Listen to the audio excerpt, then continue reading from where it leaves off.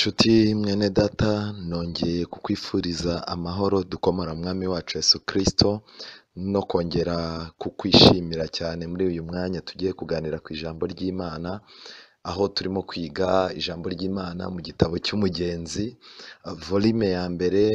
Tugeze ku cyigisho cya 28 gifite insanganyamatsiko ivuga ngo Uruzi Nirwo Rupfu. Uruzi Nirwo Rupfu. Njyewe ugiye kwigisha iki cyigisho ndi Musoni Flavien, kandi nongeye gushima Imana cyane iduhaye amahirwe kugira ngo ijambo ryayo tugiye kwiga rigire aho ridukura naho ritugeza. Reka dusenge. Uwiteka Mana nziza, izina ryawe rihabwa icyubahiro. Reka tugushimire yuko muri iryo zina ryawe arimo turindiwe. Reka tugushimire yuko muri iryo zina ryawe arimo duhererwa ibyiringiro, kandi mu maraso y'umwana wawe niho twabonye inzira ituma twemerwa imbere yawe. Reka rero ayo maraso twiga ibyayo, tumenye ububasha bwayo n'imbaraga zayo, kandi uretse kumenya iby'amaraso gusa, aya maraso yeza inenge zose z'imibiri yacu n'imitekerereze yacu. Reka rero Mwuka wawe wera adukure mu ntege nke atwinjize mu mbaraga. Reka Mwuka wawe wera arambure ikiganza cyacu cyo kwizera kugira ngo tubashe kwakira amasezerano yawe. Reka Mwuka wawe wera abumbure ibyanditswe byera, adufashe kubyiga kandi atwereke iby'ingenzi dukwiye kwitaho cyane.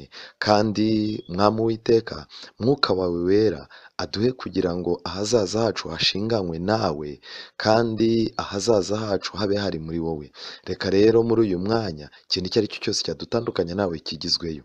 Ijambo ryawe ribumbuwe imbere yacu, duha amahirwe yo kuba abasoma, uduhe amahirwe yo kuba abumva, ariko amahirwe adasanzwe dukeneye uduhindure abumvira bagashyira mu bikorwa ibyo twasomye, kuko igihe kiri bugufi. Tubisabye mu izina rya Yesu, amen. Nshuti mwene data, nongeye nanone kukwakira muri iki cyigisho umugenzi volume ya mbere. Ni icyigisho cya 28 nk'uko nari maze kubivuga. Icyigisho gifite titire ivuga ngo Uruzi Nirwo Rupfu.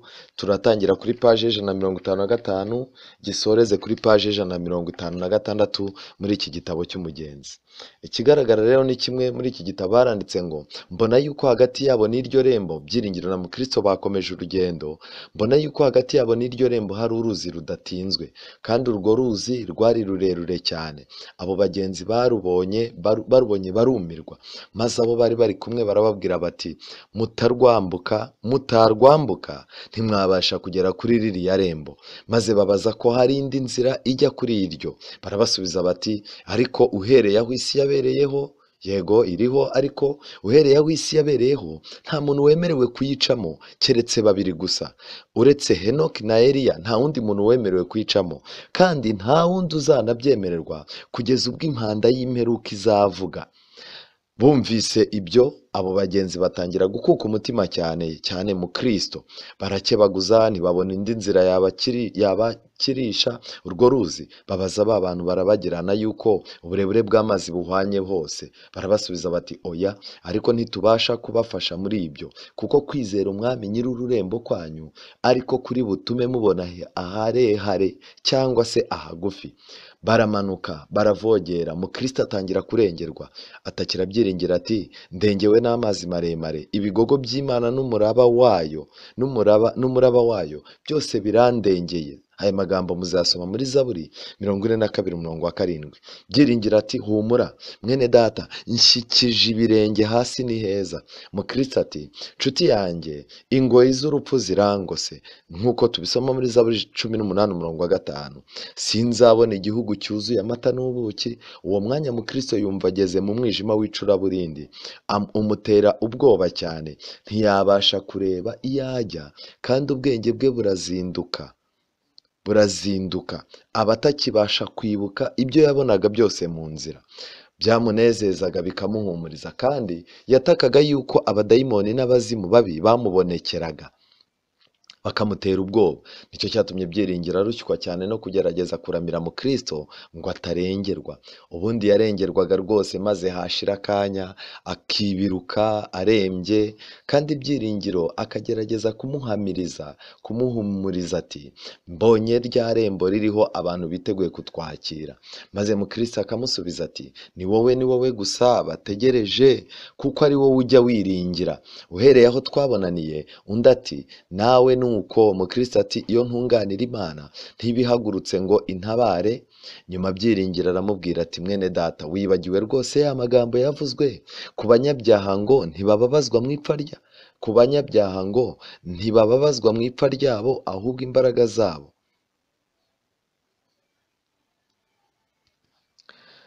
Muri zaburi 73 umurongo wa 3, Dawidi yaravuze ngo kuko nagiriraga ishyari abibone ubwo narebaga abanyabyaha baguwe neza, kuko batababazwa mu ipfa ryabo, ahubwo imbaraga zabo zirakomera, ntibagira imibabaro nk'abandi, ntibaterwa n'ibyago nk'abandi.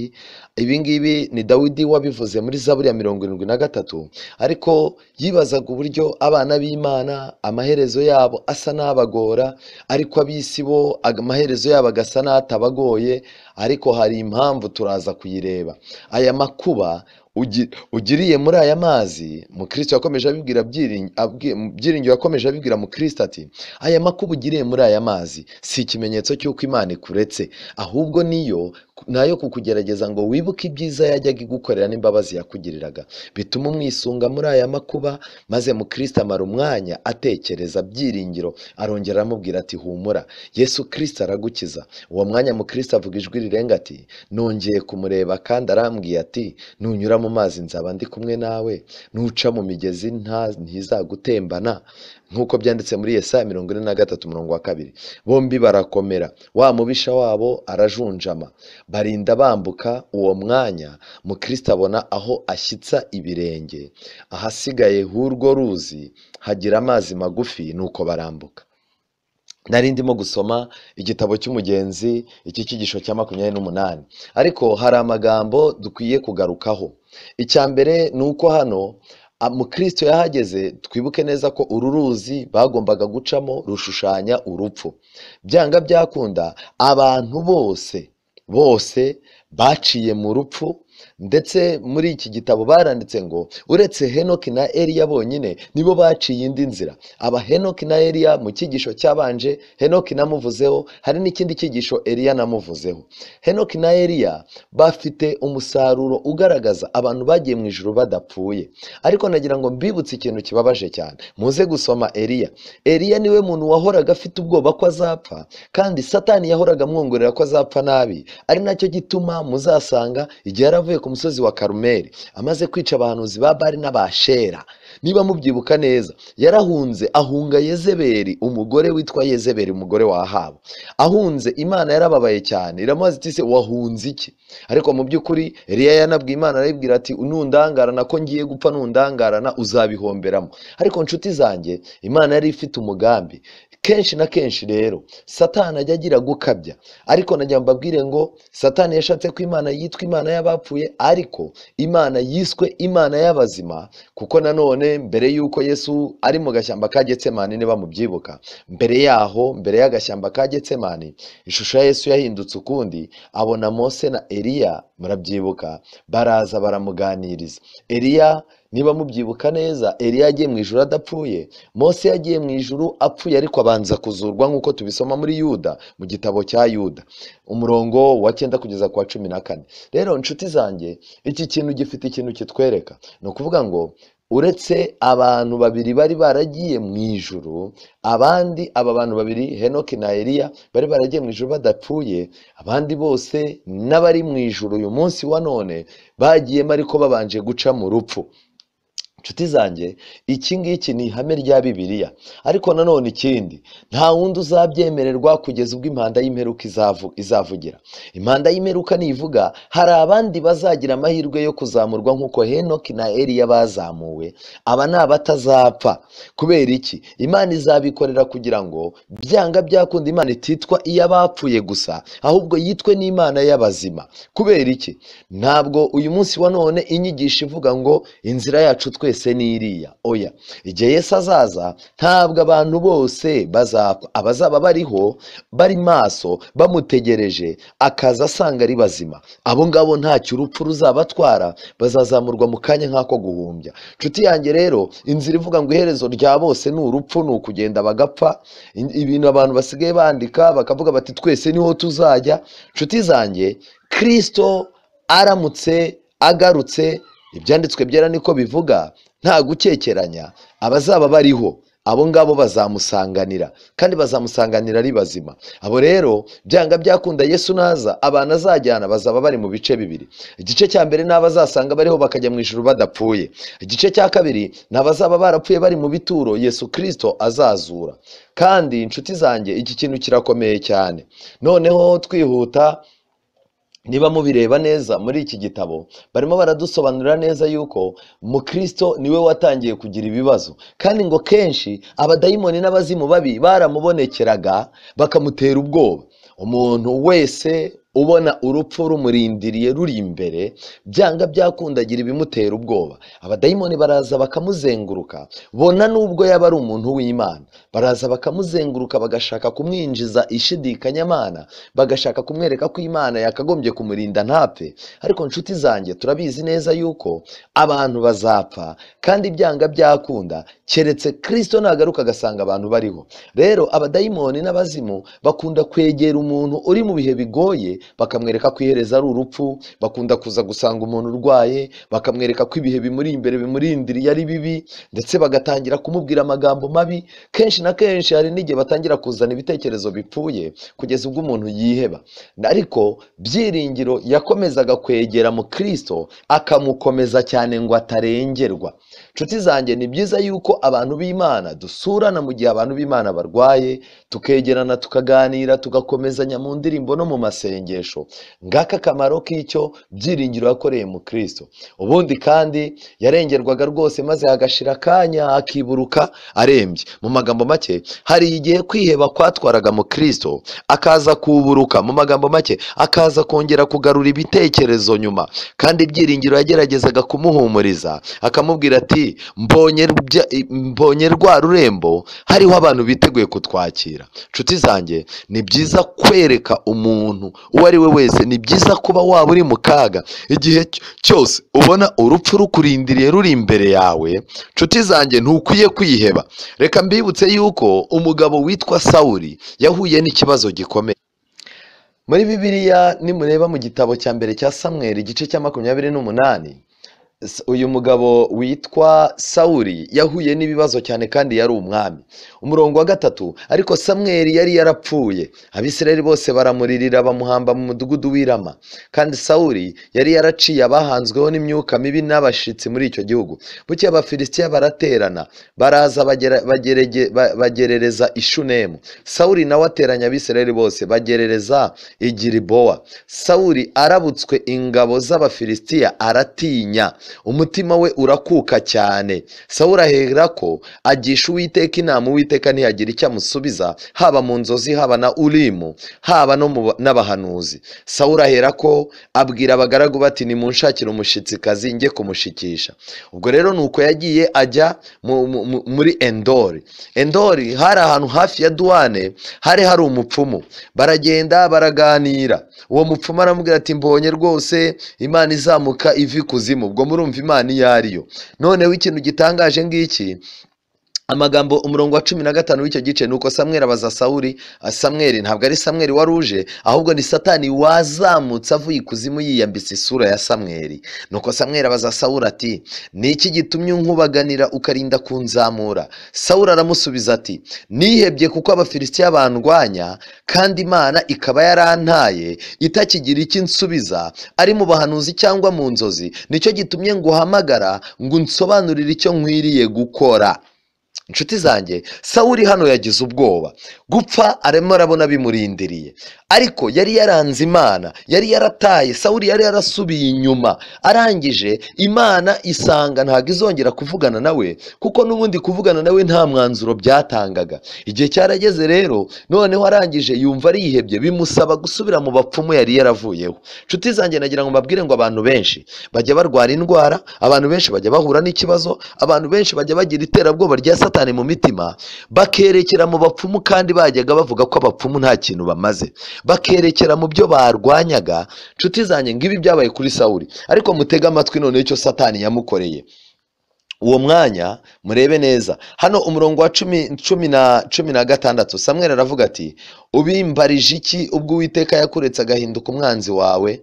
Uwiteka ubwe yagenje nk'uko yabivugiye muri njye Uwiteka yaguciye ku ngoma yiha umuturanyi wawe Dawidi, kuko utumviye Uwiteka kandi ntusohoze uburakari bwawe. Aya magambo ni Satani urimo kuyavuga, ariko agendereye kugira gute? Kwihebesha burundu uyu mugabo. Ndetse Uwiteka azaguhana n'Abisirayeli mu b'Abafilisitiya, kandi ejo wowe n'abahungu bawe muzansanga. Uwiteka agiye guhana ingabo za Isirayeli mu Bafilisitiya. Aya magambo mu by'ukuri Satani yari kugira ibyo agaragaza, kuko yari yakopeye ipica. Icya mbere, Sawuli wari uri ku rugamba, Satani yari amuzi n'imigambi ye. Satani niwe wari waragushije Sawuli. Noneho arangije amubwira amagambo, aramubwira ati, kandi ubimenye ejo uzapfa n'abahungu bawe. Noneho rero umurongo wa 20, uwo mwanya Sawuli ahera ko yikubita hasi indambya yubamye, kuko akuwe umutima cyane n'ibyo Samweli amubwiye, acika intege kuko yari yiriwe ubusa kandi akaburara. Hanyuma uwo mugore asanga Sawuli, abona ko yashobewe cyane, aramubwira ati, dore umuja wawe nakumviye mparamagara, numvira amagambo mbwiye. None ndakwinginze nawe wumvire umuja wawe, unyemerere ngo ufungurire urye, kugira ngo nugenda ubone intege. Aranga ati, sinshaka kurya. Ariko abagaragu be n'uwo mugore baramuhata, arabumvira. Ahera ko abaduka hasi, yicara ku buriri, kandi uwo mugore yari afite ikimasa kibyibushye kiri mu ruhongore. Arihuta arakica, yenda ifu, ayivugamo umutsima udasembuwe, arawotsa, abihereza Sawuli n'abagaragu be, barafungura. Bahera ko barahaguruka iryo joro baragenda. Ibi ni byo biryo bya nyuma Sawuli, umuntu wari warasizwe amavuta, wari warayoboye ubwoko bw'Imana, ibiryo bya nyuma, ihumure rya nyuma. Icyo nakwita ihumure yarihawe n'umupfumu, umupfumu arihawe na Satani, kandi nta humure ryari ririmo, ko Satani yaramubwiye turi bupfe rwose. Sawuli yari yararwanye intambara nyinshi, ke akabona yenda gupfa, ariko Imana ikamukiza. Nta nuzi neza ko Imana itari kumukiza uriya munsi, ariko Sawuli yemeye kumvira Satani. Igice cya 31 hatubwira urupfu rwa Sawuli nuko yaguye mu ntambara. Nuko Abafilisitiya barwana n'Abayisiraheli, Abisiraheli barabahunga, ariko bicirwa ku musozi w'Igilibowa bagwaho. Abafilisitiya basatira Sawuli n'abahungu be, bica Yonatani na Abinadabu na Malikishuwa bene Sawuli. Urugamba rwibasira Sawuli cyane, abarashi bamugeraho bamukura umutima cyane. Sawuli niko kubwira umutwaje intwara ati, kuri inkota yawe y'insogote, bariya batakebwe bataza kunsogota bakankoza isoni. Ariko umutwaje intwaro aranga, kuko yatinye cyane. Nicyo cyatumye Sawuli yenda inkota ye ayishitaho. Mu magambo make, Sawuli yariyahuye. Namwe mumbwire, umuntu yasizwe amavuta, ariko kubera kutabana n'Imana, Imana ihagarika kuganira nawe mu ijambo ryayo, ihagarika kuganira nawe mu bahanuzi, ihagarika kuganira nawe muri Urimu, ihagarika kuganira nawe mu nzira zose Imana yakoreshaga. Nshuti zanjye, ibi byabaye akaga gakomeye, kandi ibi ngibi bibyara amahano akomeye. Urugendo rwa Sawuli rwarangiye ari urwo. Murabizi neza ko umuntu wiyahuye nta bugingo buhoraho aba afite. ntabwo rero nguko uko Sawuli byagenze, ariko abitewe n'iki? Abitewe no guterwa ubwoba n'urupfu. Rero nshuti zanjye, Mukristo nawe yakundaga kugira ibibazo nk'ibi ngibi, maze Mukristo byiringira akamukomeza. Mukristo arangije ati ni wowe gusa bategereje, kuko ari wowe ujya wiringira. Mukristo yatangiye gucika intege. Ndagira mbabwire inshuti zanjye, ubu Kristo buba bukeneye kwiringira mu gihe byanga byakunda urupfu rusatiriye umuntu, mu gihe ibihe by'akaga, ibihe umuntu abona kurokoka bigoranye bimwegereje. Ariko nanone ikindi kintu gikomeye, mu nyuma byiringiro aramubwira ati mwene data, wibagiwe rwose ya magambo yavuzwe ku banyabyaha ngo ntibababazwa mu ipfa ryabo. Urebye abanyabyaha ukareba uburyo bapfa, abantu benshi bagira ngo ntibagira gute, ntibapfa nabi. Ariko turaza kuza kubireba, umugabo witwa Balamu ntago yifuje gupfa nk'abanyabyaha, ahubwo yifuje gupfa nk'abakiranutsi bitewe n'ibintu yari yabonye. Muri iki cyigisho ndaza kubaganiriza, mbabwire ibintu Imana yabanje kwereka, ibintu uyu mugabo Balamu yabonye. Imana yemeye kumufungura amaso ngo arebe, kugira ngo nubwo ari mubi amenye yuko yahisemo nabi kuba yaravuye ku ruhande rw'Imana akajya ku ruhande rw'abanzi bayo. Ikindi kandi Mukristo yamaze umwanya hano muri iki gitabo cy'umugenzi atekereza. Byiringiro arongera aramubwira ati inshuti yanjye humura, Yesu Kristo aragukiza.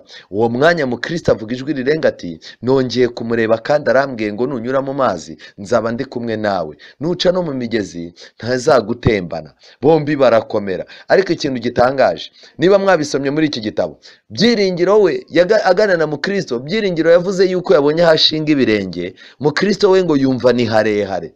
Mu bihe by'akaga n'amakuba, mu bihe urupfu rudusatiriye, kiba ari igihe cyiza cyo gushinga ibirenge byacu aho ku rufatiro rufatika. Nubwo twaba turi mu mazi arimo kudutembana, dukwiye gushaka aho dushyira ibirenge kugira ngo tubashe guhagarara tudasoma nkeri muri uru ruzi rwitwa urupfu. Rero nshuti zanjye, kuba umuntu ajya gupfa kumva mbere y'uburwayi bwe atangiye kuzaza avuga amagambo yo gucika intege n'iki, ntago biba bivuze ngo yatannye yabaye umupagani burundu, ahubwo aba arimo guhangana n'uru ruzi. Ariko ku musozo Imana yihesha icyubahiro, kuko umuntu wayo ntishobora kumurekura. Rero nshuti zanjye, iki kintu kirakomeye cyane. Tubimenye yuko abantu bazajya mu ijuru bazakora imirongo ibiri. Hari umurongo w'abazajya mu ijuru baraciye mu rupfu, abo bazaba bazutse. Abo ngabo nibo bazarimba ngo warupfuwe, kunesha kwawe kurihe, urubori rwawe rurihe. Ariko abazaba bageze mu ijuru badapfuye, nabo ubwabo iyo ndirimbo izabatangaza. Ariko bazavuga ngo mwami Imana ni wowe, amateka yawe n'ay'ukuri. Kubera iki? Kristo azaba bakoreye ibintu bidasanzwe. Mwibuke yuko abantu Yesu azaza gutwara badapfuye bazaba bashyizwe mu makasho, bazaba bamwe bashyiriweho n'itariki yo kwicwa, kuko bazaba barabanye n'umwana w'intama aho ajya hose, bazaba bashyiriweho igihe cyo kwicwa. Amategeko y'isi bazaba barayarwanyije mu buhe buryo? Isi izaba yarashyizeho amategeko abangamira iby'Imana n'iby'agakiza, bavuga yuko aho kumvira abantu bakumvira Imana, kandi ubuzima bwabo bakomera kubushyira mu kaga bakemera gupfa, aho gupfa burundu banze ijambo ry'Imana. Nshuti zanjye rero, ibi bizatuma Yesu, kubera ko bamuhagarariye nta bwoba, nawe azaza abatabare. Iki kintu kirakomeye cyane. Ikindi, reka turebe mu gitabo, mu rwandiko rwa mbere rw'Abakorino, igice cya 15 murongo wa 51, Pawulo yanditse amagambo akomeye. Yaranditse ngo dore mbamenera ibanga, ntituzasinzira twese, ahubwo twese tuzahindurwa mu kanya gato, ndetse mu kanya nk'ako guhumbya, ubwo impanda y'imperuka izavuga. Impanda izavuga koko, abapfuye bazurwa ubutazongera kubora, natwe duhindurwe. Ni ibintu bibiri Yesu nagaruka bizakorwa, ni uguhindurwa kw'abantu bazaba bari ku isi ngo bahabwe imibiri itabora, ariko n'abapfuye nabo bazazurwa, nabo bahabwe iyo mibiri itabora. Noneho nibarangiza bazamukanwe nande na Kristo.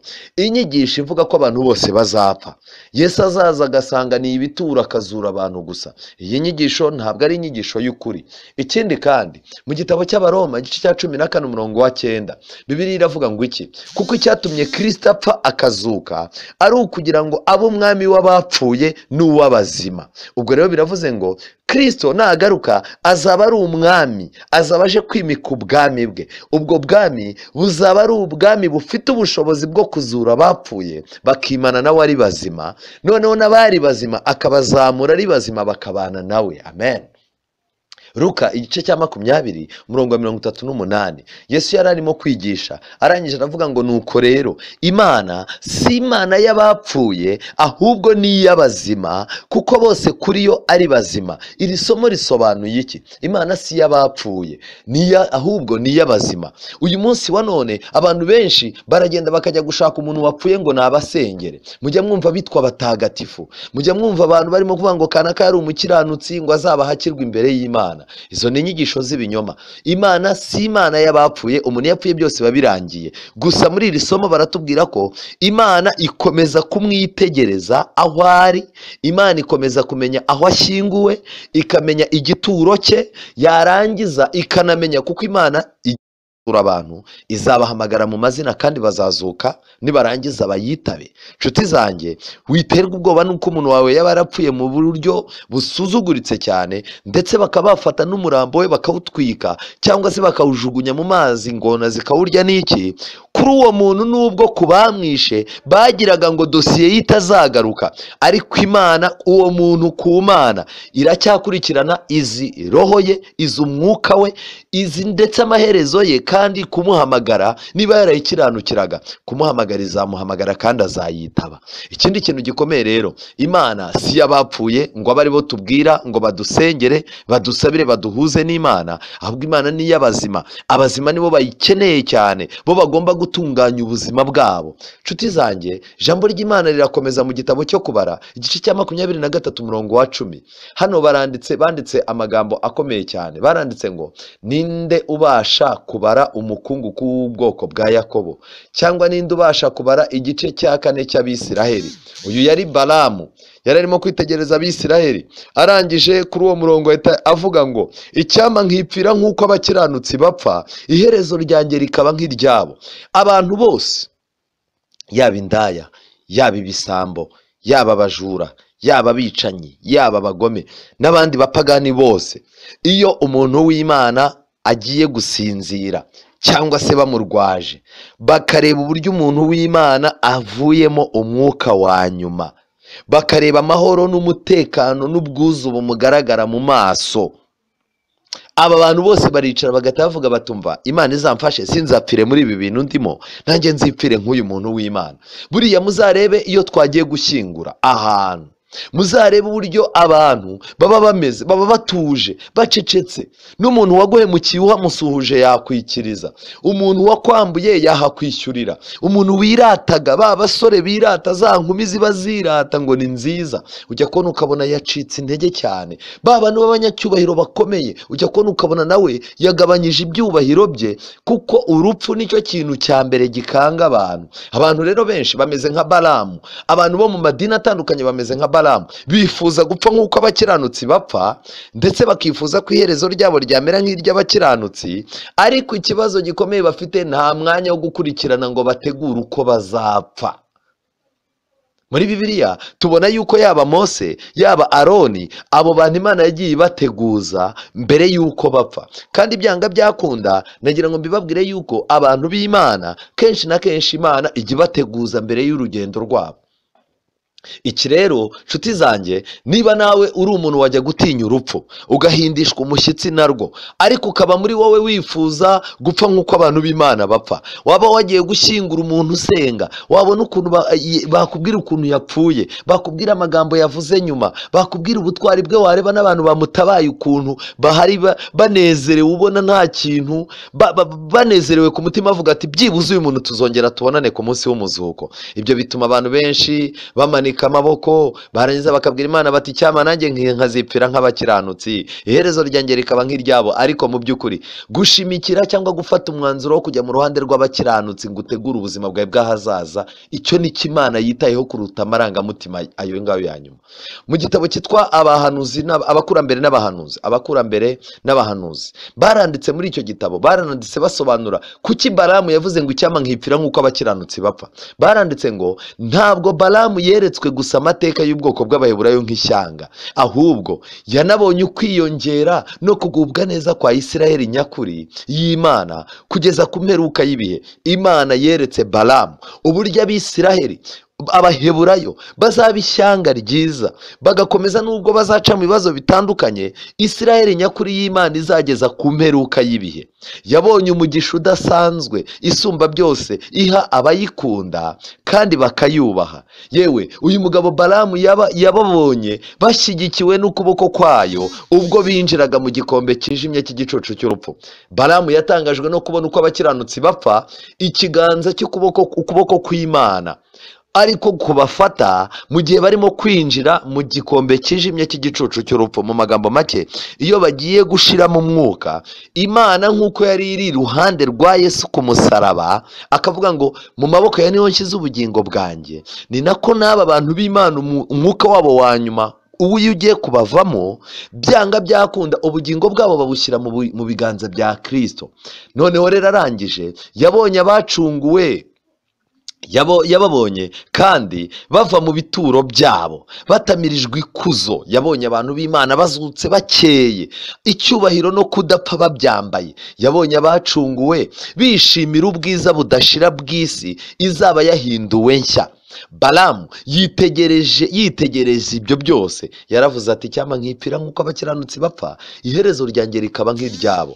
Nshuti zanjye, ndagira ngo mbasabe muri iki cyigisho twe kumva icya mbere, twirinde kugira amaherezo nk'aya Sawuli watewe ubwoba n'urupfu, akagera ubwo ajya kwiyahura, akagera ubwo ajya mu bapfumu, iherezo rye rigahanagura amavuta yari yarasizwe. Mbega uburyo abantu benshi umusozo w'iminsi yo kubaho kwabo uhanagura amavuta bari barasizwe, uhanagura umuhamagaro wabo, uhanagura amasezerano basezeraniye Imana. Abantu benshi basigaye bapfa nubwo mu gushyingurwa kwabo abayobozi b'amadini batubeshya, bakatubeshya ngo uyu muntu ngo yakoze ibi n'ibi. Abantu benshi basigaye bajya kugera mu minsi yo kubaho kwabo ya nyuma isoza ubuzima baramaze kwihakana Imana itakibasha kubabwirira mu buhanuzi ngo bumve, itakibasha kubabwirira muri Urimu ngo bumve, itakibasha kubabwirira mu ijambo ryayo ngo bumve. Bene aba ngaba rero ni agahinda, ni amakuba. Abenshi barimo bariyahuza imigozi, abenshi barimo bariyahuza inzoga, abandi barimo bariyicisha agahinda, ariko bajya kubashyingura ukumva baravuze ngo Imana ngo imwakire mu bayo. Ariko ukibaza nshuti zanjye, ese abantu b'Imana, abantu bapfuye bafite ahantu bahita bagenda ku buryo abantu basigaye bicara akavuga ngo hagiye ngo hari amahoro, ngo baraseka, ngo barimo aranezerewe. Nshuti zanjye, nagira mbabwire ngo mwibeshya, mureke dusabe Imana iduhe kwitoza kumenya uko dukwiye kumanaginga iminsi yacu yo kubaho, aho kugira ngo duharanire, aho kugira ngo twumve dushaka gupfa nk'uko abakiranutsi bapfa. Tubanze dusabe Imana iduhe kubaho nk'abakiranutsi. Nitubaho nk'abakiranutsi, byanga byakunda tuzapfa nk'uko abakiranutsi bapfa, tuzagira iherezo ryiza nk'iryabo. Rero ikindi kintu gikomeye cyane nagira ngo mbabwire ngiki, mu gitabo cyitwa ubutumwa bwatoranijwe volume ya 2 page 211 baranditse amagambo akomeye. Ni umwanditsi w'iki gitabo yandikiye umudamu w'umupfakazi wari wapfushije umugabo. Arangije aramwandikira ngo tubabarana nawe muri uko kubura uwo ukunda no mu mibereho yawe yo gupfusha uwo mwashakanye. Nanjye nanyuze muri icyo gihugu uri kugendamo ubu kandi nzi icyo bisobanuye. Mbega uburyo muri iyo si yacu harimo agahinda kenshi, kubwira abashavujwe no gupfusha ababo bakunda ngo mwirira. Ntabwo ari byiza kurira. Ayo si amagambo ahumuriza. nta guhoza kuri mu magambo nk'ayo. Kurira nta cyaha kirimo. Nubwo umuntu wapfuye yaba yari amaze imyaka myinshi ababara bitewe no gucika intege n'uburibwe, ibyo ntibihanagura amarira ku maso yacu. Abo dukunda barapfa. Uko babanye n'Imana byashyizweho ikimenyetso. Nyamara igihe tuzirikana ko gupfa ari ikintu gikomeye, tunagomba kuzirikana ko kubaho ari ikintu gikomeye kurushaho. Amen. Nshuti zanjye, aya magambo nagira ngo nyabasomere mwumve uburemere bwayo. Uko abantu babanye n'Imana ari bazima ndetse no kubaha Imana kwabo. iyo bagiye gupfa Imana ibishyiraho ikimenyetso kuko biba birangiye aho bagiye nta kindi bazongera gukora. Niyo mpamvu icyo ugomba gukora gikore ugihagaze, icyo ugomba gukora gikore ukiri muzima, icyo ugomba gukorera Imana gikore ugifite amagara mazima, icyo ukwiye gukorera umuryango wawe gikore, icyo ukwiye gukorera inzu y'Imana gikore. Kandi byanga byakunda iminsi y'ubuzima bwawe igomba kuzagera uvuga imbere y'abantu bakurwaje ngo nta kintu nishinja, uvuga imbere y'abantu bakuri iruhande ngo nta kintu nishinja. Imana yampaye amahirwe yo kubara iminsi yanjye yo kubaho kandi nyikoresha neza. Nshuti zanjye, muri iki gitabo baranditse ngo nyamara igihe tuzirikana ko gupfa ari ikintu gikomeye, tugomba kuzirikana ko kubaho ari ikintu gikomeye kurushaho. Mu magambo make, nta mahirwe umuntu yagirira mu gupfa mu gihe ayo mahirwe atayagiriye mu kubaho. Rero nagira ngo mbabwire, mureke duha agaciro kubaho cyane, kandi kubaho tumenye yuko ubanye n'Imana ni nawe Imana ifata mu biganza mu minsi ye ya nyuma, kandi uwo nguwo niwe usiga ubuhamya bwigisha abandi Imana.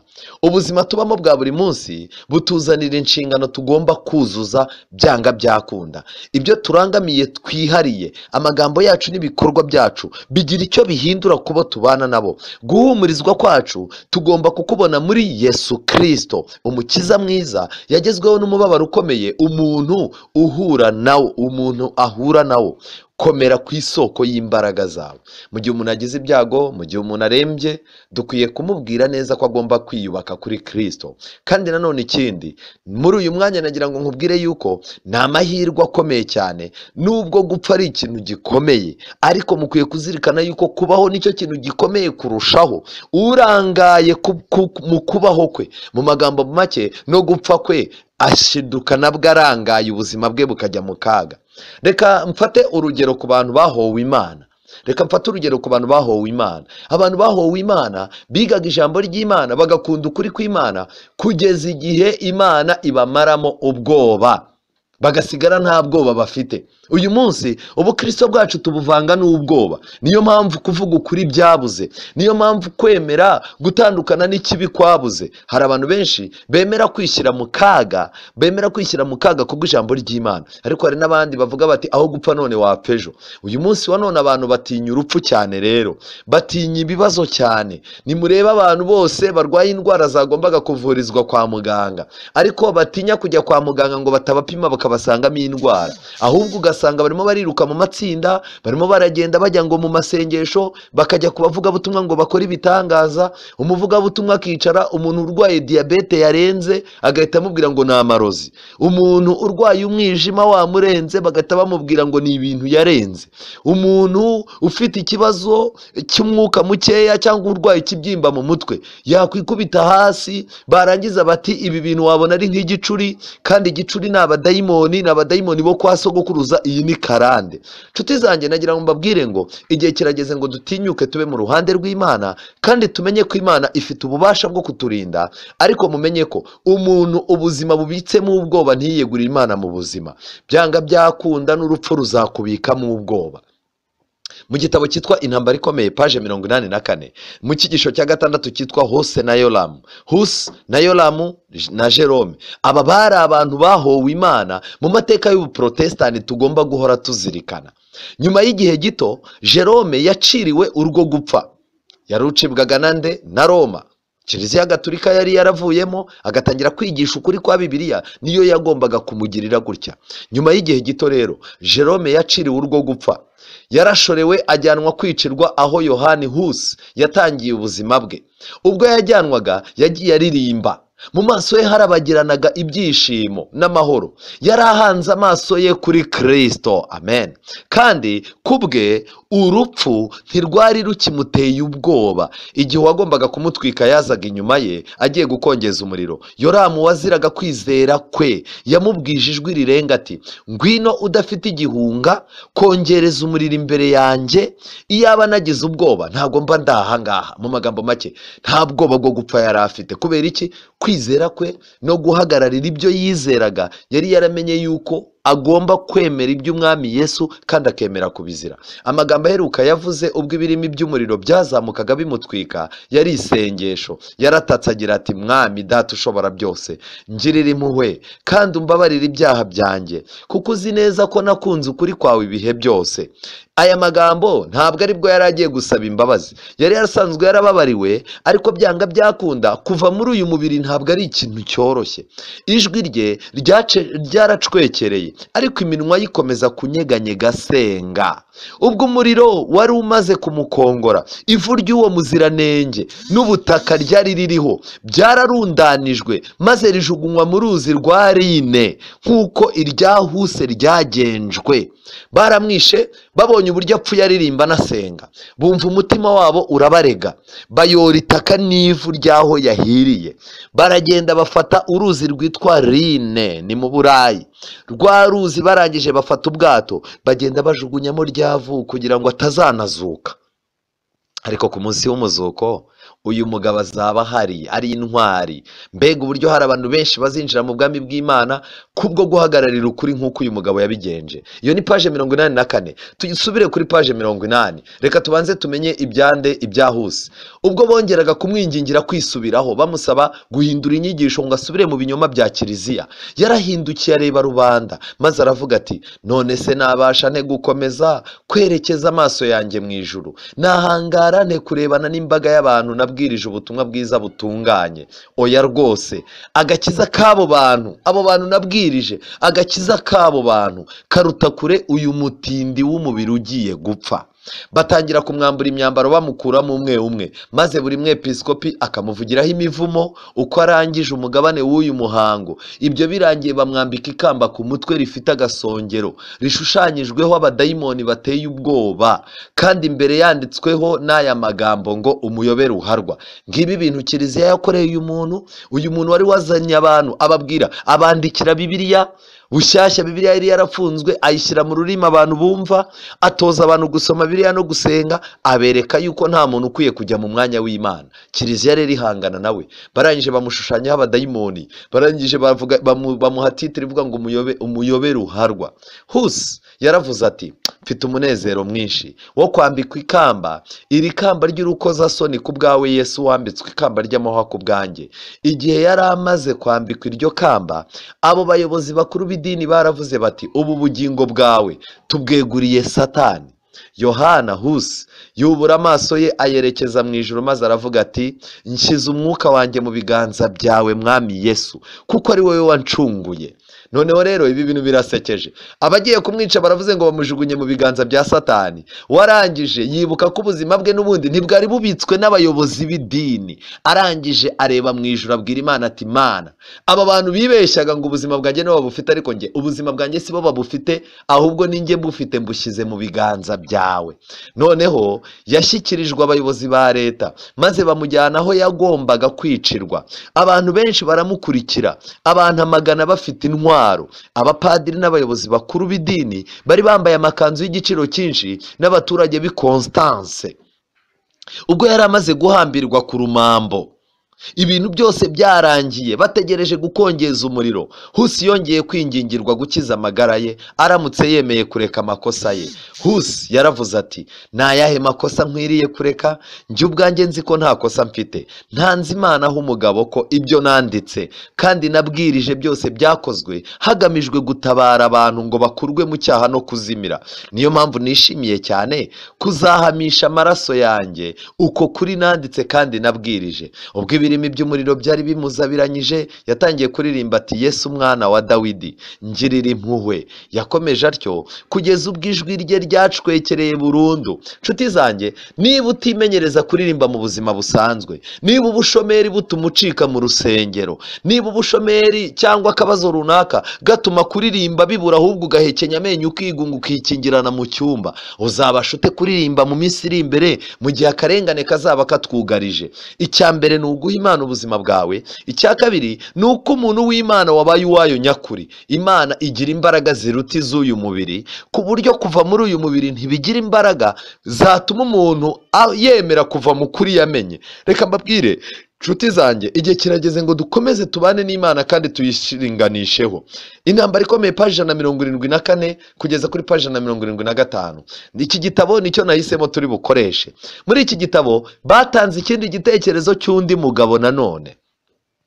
Batanze igitekerezo cy'undi mugabo, ariko mbere yuko njya kuri umugabo witwa Belke, uyu mugabo witwa Belke, igitekerezo cye cyo kiboneka kuri page 158. Reka bari we mperaho. Page 158, igitabo cy'intambara ikomeye. Baranditse bavuga ku bya Belke. Uyu mugabo yari umugorozi, yari umuntu ukomeye, yari umuntu wahanganye n'inyigisho z'ibinyoma, ariko arangije yicwa nabi. Nawe yishwe na Roma. Ikimodoka gipfukiranye bamwurije, uburakari bwagaragaraga mu maso y'abari kumwica, urupfu ruteye ubwoba yari agiye gupfa. Ibyo byose ntiyabyitayeho. Ari uriho, ariko akaba yari yarapfuye, kandi akaba ariho ubutazongera gupfa, ndetse akaba afite imfunguzo z'urupfu n'izikuzimu. Yari kumwe nawe. Mu magambo make, aba bantu bose nababwiye murimo murabibona, bajya gupfa bari kumwe na Yesu Kristo. Ari wubaha imbaraga zo kudatinya urupfu. Hano baravuze ngo uriho, ariko akaba yari yarapfuye, kandi akaba ariho ubutazongera gupfa, ndetse akaba afite imfunguzo z'urupfu n'izikuzimu. Yari kumwe nawe. Mu maso ha Belke harabagiranaga umucyo n'amahoro mvajuru. Yari yiyambitse umwambaro w'ibirori, imyambaro ya gikire myiza cyane kandi ikomeye, ndetse n'ikote ry'amabara asa na zahabu. Umugabo amenye ko bari bumwice, yambaye imyenda y'ibirori, arangije yambara imyenda ya gikire kandi ikomeye, ndetse n'ikote ry'amabara abengerana asa na zahabu. Yari agiye guhamya kwizera ko imbere y'umwami w'abami, ndetse n'imbere y'isanzure ryose ryabyitegerezaga, kandi nta kimenyetso cy'amaganya cyashoboraga gusibanganya ibyishimo bye. Ubwo abantu benshi bari bamushoreye, bagendaga buhoro buhoro banyura mu mayira yari yuzuyemo abantu, rubanda rwatangazwaga no kubona amahoro afite. Intsinzi igaragazwa n'ibyishimo yabonekaga mu maso he, ndetse n'ubutwari bwe. Baravuze bati, ameze nk'umuntu wicaye mu rusengero, akaba ari gutekereza ku bintu byera. Ubwo yari ageze ku nkingi yagombaga gutwikirwaho, Belke yagerageje kugira amagambo make abwira abantu, ariko abapadiri batinye ingaruka yabyo, batangira gusakuza cyane, n'abasirikare bajegeza intwaro zabo, bityo urusaku rwabyo runiga ijwi rya Belke. Barangije baramutwika arapfa. Rero nshuti zanjye, ikintu kigaragara ngiki, abapadiri batinye ko ari buvuga ukuri. Yego, batinye ko avuga ukuri. Abasirikare batinye ko avuga ukuri. Bakoresha urusaku rwinshi kugira ngo abantu batumva ubutumwa agiye kubaha. Ariko Belke murabona ko ntabwo yari afite. Reka tugeze kuri page 174 na page 175. Muri iki gitabo Great Controversy baranditse ngo ubukare bukaze bw'ababatotezaga bwanganaga no kwizera ko abahorwaga ukwizera kwabo. Uburakari abantu bicaga abantu b'Imana mu gihe cy'akarengane bari bafite. Ubwo burakari uko bwari bwinshi bwanganaga no kwizera abantu b'Imana nabo bari bafite. Si abagabo gusa, ahubwo n'abagore n'abakobwa nabo berekanaga ubutwari budasubira inyuma. Abagore bahagararaga iruhande rw'inkingi ihambiriyeho abagabo babo, kandi igihe umugabo yabaga ari gushya yihanganira umuriro, umugore we yamwongoreraga amagambo yo kumuhumuriza, cyangwa akamuririmbira zaburi yo kumukomeza. Abakobwa b'inkumi baryamaga mu mva bagiye guhambwamo ari bazima, nk'abari kwinjira mu cyumba basanzwe bararamo, cyangwa bakajyanwa ku mambo no gutwikwa bambaye imyambaro yabo myiza cyane, nk'abagiye mu birori by'ubukwe bwabo. Mbega amagambo ababaje. Namwe mwumve, izi ni imbaraga Imana yari yarahaye abantu bapfuye mu gihe abahowe Imana babagaho. Rero nshuti zanjye, aya mateka y'aba bantu bahowe Imana ntimuzayumva. Kiliziya ntishobora kuyavuga, amadini menshi ntashobora kuyavuga. Aya ni amateka y'abantu bahowe Imana, bahorwa ijambo ryayo, ari nabo musoma mu gitabo cy'ibyahishuwe. Aba ngaba rero urupfu rwabo rurashinganywe kuko babaga bari kumwe na Kristo. Guhagararira Imana kuri bo cyari ikintu gifite agaciro kandi kidasondetse. Ariko abantu b'iki gihe turi abanyabwoba, urupfu rwatubitsemo ubwoba. Umuntu umuntu wese no kuvuga ukuri atinya kukuvuga, umuntu atinya guhagarara mu ruhande rw'Imana ngo aticwa n'inzara, umuntu atinya guhagarara mu ruhande rw'Imana. Satani aradukabiriza cyane kugeza ubwo abantu benshi bagiye kuzapfa urupfu rw'iteka ryose, bagiye kuzapfa urupfu rutazagira amaherezo yandi azakurikira meza, kubera ko Satani yabateye ubwoba, aho kugira ngo barangamire gutegura ubuzima bwabo bw'ahazaza, ahubwo bategura ubuzima ngo badapfa bisanzwe. Nshuti zanjye, twihuta, umwami witwa Hezekiya muramwibuka. Hezekiya dusoma ibyo muri Yesaya 38 umurongo wa mbere. Hezekiya Imana yamubwiye ibigendanye n'ubuzima bwe muri Yesaya 38. Imana imubwira ko ubuzima bwe bugiye kurangira, ndetse icyo nta kindi. Arangije Hezekiya atakira Imana cyane, abwira Imana ati ndakwinginze Uwiteka, uyu munsi wibuke ko najya mu by'ukuri imbere yawe n'umutima utunganye ngakora ibishimwa imbere yawe. Nuko Hezekiya ararira cyane. Hezekiya amaze kurira cyane, yewe aya magambo ni umuhanuzi wari uje kubimubwira.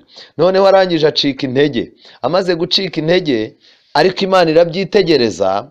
Imana imaze kubyitegereza ifasha Hezekiya, irangije agira amahirwe, Imana imwongera iminsi yo kubaho. Noneho ikintu cyabaye nta kindi.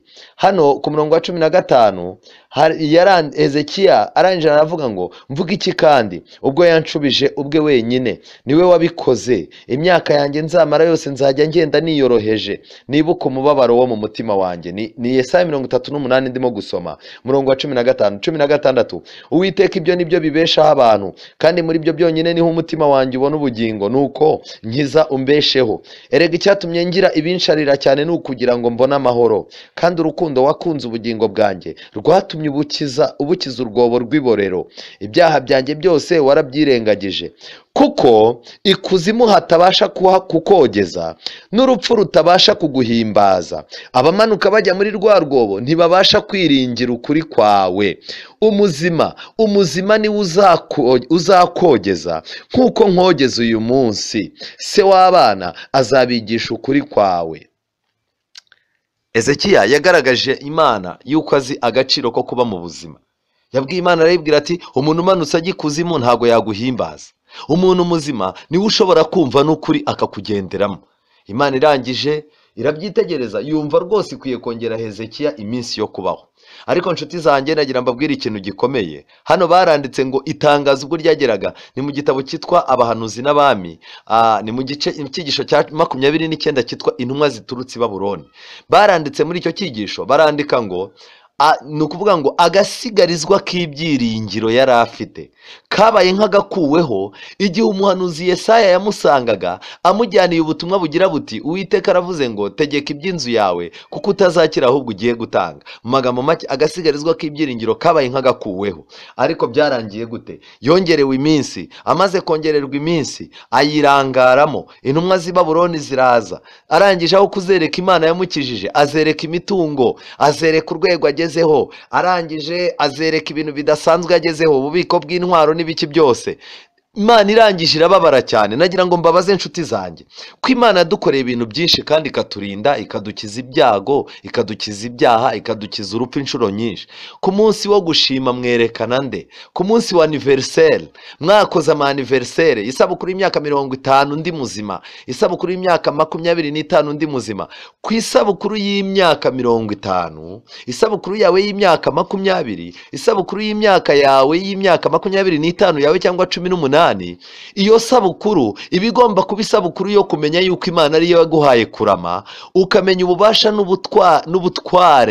n'ubutwari Imana yakoresheje kugira ngo iguhe guhagarara ngo ube muzima. Ariko uyu munsi wa none abantu baserebura iminsi bamaze, nyamara mu guserebura iminsi bamaze, ibikorwa dukora muri za anniversaire, uburyo twifata, uburyo turara, inzoga abantu banywera muri za anniversaire, abarara babyina, abarara baceza, uburyo bisozwa n'ubusambanyi, ibintu bikarangira umuntu atamenye yuko uwo muntu abeshejweho n'Imana. Ni ibintu bizagaruka mu rubanza. Nshuti zanjye rero, igihe kirageze ngo mugarukire Imana. Yesaya 57 umurongo wa mbere haranditse ngo umukiranutsi arashira ariko ntawabyitayeho, abanyabuntu barakurwaho ariko abantu ntibazi ko umukiranutsi abakijijwe ibyago byenda kuza. inshuti zanjye, hari ibyago byenda kuza, kandi nagira ngo mbabwire amagambo y'ubuhanuzi nize avuga yuko mbere y'uko akaga gakomeye gasohora ku isi, ngo abantu b'abanyantege nkeya bakunze Imana bakayikiranukira, ariko bakaba bafite intege nke cyane, ngo Imana izemera ko abo bantu bigendera niba badashobora kuzahagarara mu 144 ngo bahamye ukuri, bamamaza ukuri nta bwoba. Abangaba ngo Imana izemera yuko bigendera, ijya ibabwira nka Daniyeli ngo igendere, icy'ingenzi ni uko uzahagarara mu mugabane wawe. Umukiranutsi arimo arashira, abakiranutsi barimo baragabanuka, kandi nta muntu ubyitayeho. Abanyabuntu barimo baragenda bakurwa mu isi. Buriya mubona turimo gushyingura abantu beza, birantangaza cyane. Umuntu iyo yapfuye kumva abantu baravuze bati muri famiye uyu niwe wari usigaye wadufashaga, none aragiye, ubwo tugiye mu kirere. Mu by'ukuri ukibaza kuki batakwicara ngo bakore inama, basaba Imana imico myiza y'uwo wari wapfuye, iyo mico myiza Imana iyimurire mu basigaye, agera mu mahoro. Umuntu wese wagenda agakiranuka azaruhukira ku buriri bwe. Imana rero irimo iremera yuko abantu bayo baruhuka, ariko abizasigana bazahangana n'inyamaswa n'igishushanyo cyayo. Ese nshuti yanjye, uri umwe muri abo ngabo? Reka twihuta twinjire mu gitabo cy'ibyahishuwe. Igitabo cy'ibyahishuwe, abantu bagomba guhangana n'ikiyoka, bagomba guhangana n'inyamaswa n'igishushanyo cyayo, bagomba guhagararira Imana. Ni abantu batagira ubwoba. Reka mbabwire inshuti zanjye, mu gitabo cy'ibyahishuwe 12:11 hari amagambo akomeye avuga ngo nabo bamuneshesheje amaraso y'umwana w'intama n'ijambo ryo guhamya kwabo, ntibakunda amagara yabo, ntibanga no gupfa. Aba bantu ni abantu bazashobora guhangana na Satani. Icya mbere ni abantu baneshesheje amaraso ya Yesu. Icya kabiri ni abantu bafite ijambo ryo guhamya, bafite ijambo ry'Imana. Icya gatatu ntibakunda amagara yabo. Mu magambo make, uyu munsi wa none Satani arimo aradukundisha amagara cyane kugeza ubwo twemera tukica n'amategeko y'Imana. Ariko noneho ikindi, ntibanga no gupfa. Biramutse bibaye ngombwa yuko ubuzima bwabo bwinjira mu rupfu, bagomba kureba gusa niba nta kintu cyabatandukanyije n'Imana. Muri iki gitabo cy'ibyahishuwe kandi, igice cya 14:13, mu gitabo iki gitabo cy'ibyahishuwe baranditse ngo, umurongo wa 13 igice cya 14, numva ijwi rivugira mu ijuru rimbwira riti, andika uti, uhereye none hahirwa abapfa bapfira mu mwami wacu. Umwuka nawe aravuga ati, ye, ngo baruhuke imihati yabo, kuko imirimo yabo ijyanye n'abibakurikiye. Gupfira mu mwami ni ibintu abantu bifuza, yewe kuruhuka imihati n'imiruho ni ibintu abantu bifuza.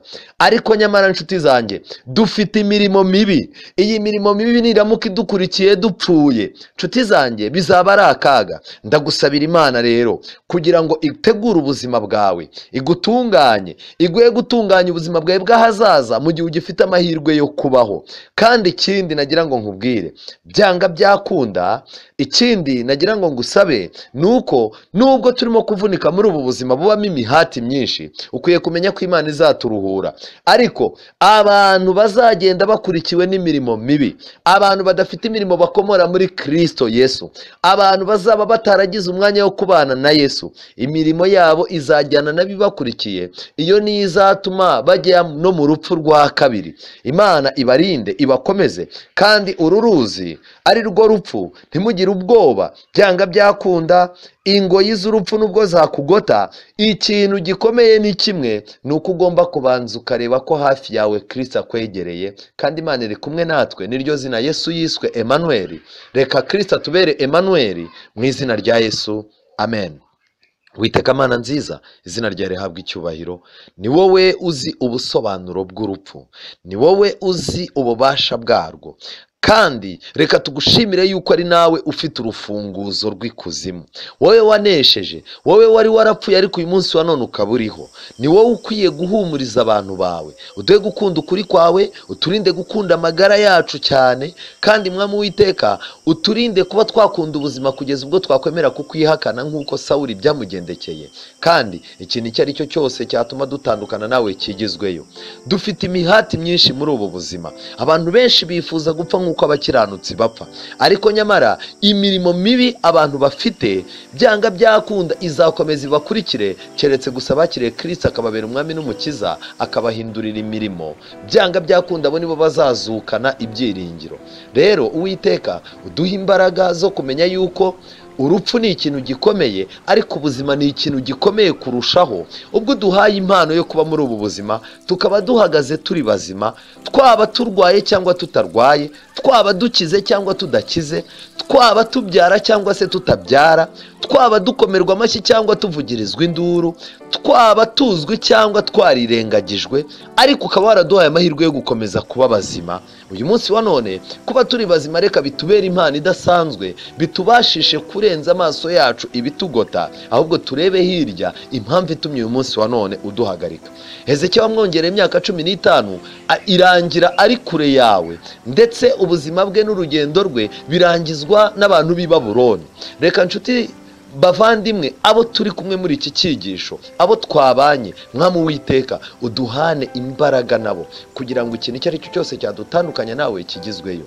Reka icyadutandukanya n'ijambo ryawe, icyadutandukanya n'ubugingo buhoraho, icyadutandukanya n'umuzuko w'abakiranutsi, icyadutandukanya no kuba twazaba turiho ariko ntitubashe kubura amaso yacu ngo tugusanganire ubwo uzaba uje, kigizweyo mu izina rya Yesu, amen.